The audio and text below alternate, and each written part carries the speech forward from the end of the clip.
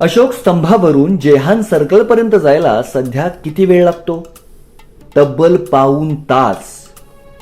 या भागात इतकी ट्रॅफिक वाढलीये की ती पार करताना वाहन चालकांना नाकी नऊ येतं. त्यावर उपाय म्हणून प्रशासनानं विद्याविकास सर्कलवर चक्क सिग्नल लावला.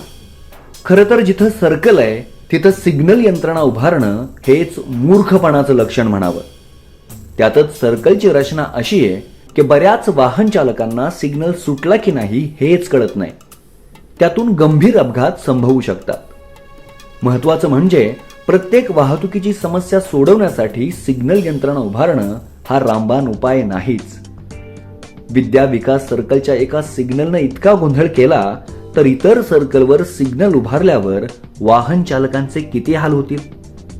म्हणजेच अशोक स्तंभापासून जेहान सर्कलपर्यंत जाण्यासाठी तब्बल 1.5 तास लागतील.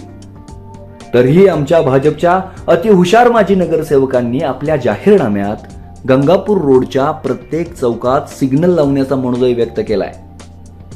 अकलेचं दिवाळं काढणारा हा मनोदय नागरिकांना किती हानिकारक ठरू शकतो याचा विचार केलाय का?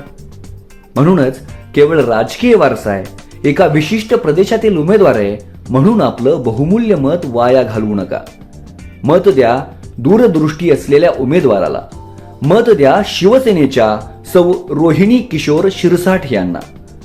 प्रभागातील वाहतूक समस्या सोडवण्यासाठी ब्ल्यू प्रिंट आतापासूनच तयार आहे. वाहतूक क्षेत्रातील तज्ज्ञांशी चर्चा करून ही ब्ल्यू प्रिंट तयार करण्यात आली आहे. आणि महत्त्वाचं म्हणजे यात सिग्नल बसवणं हा पर्याय अजिबातच नाही.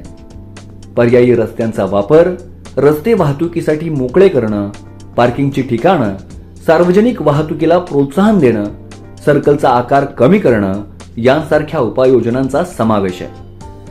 गंगापूर रोडवरील वाहतुकीचा प्रश्न कायमस्वरूपी सोडवायचा असेल तर दूरदृष्टी असलेल्या सौ रोहिणी किशोर शिरसाठ यांनाच मतदान करा. त्यांची निवडणूक निशाणी आहे शिवसेनेचा धनुष्यबाण. लक्षात ठेवा, धनुष्यबाण. आपलं मत विकासाला. आपलं मत सौ रोहिणी किशोर शिरसाठ यांना. लक्षात ठेवा, धनुष्यबाण.